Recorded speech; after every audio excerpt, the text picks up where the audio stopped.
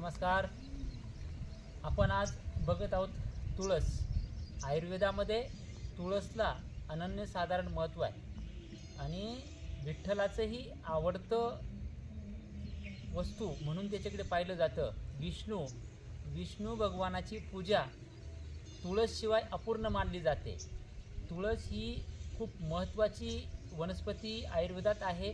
सर्दी, खोकला, पचनक्रिया सुधारणे, शरीरातल्या विविध आजारांवर तुळस काम करते. आज आषाढी एकादशी निमित्त आपण तुळस हे जी वनस्पती आहे या वनस्पतीबद्दल सगळ्यांनी आपुलकी जपत तुळस प्रत्येकाने घरासमोर लावावी. तुळस घरासमोर लावल्याने आपल्या घरात सकारात्मक ऊर्जा निर्माण होते. आपल्या घरात चांगले वातावरण झाल्यामुळे ऑक्सिजनचीही मात्रा खूप चांगली असते. अशी आयुर्वेदातील उत्तम असं स्थान असलेली तुळस आषाढी एकादशीच्या निमित्ताने आपण या तुळससाठी सगळ्यांनी काम करूया. सर्वांना आषाढी एकादशीच्या खूप खूप शुभेच्छा.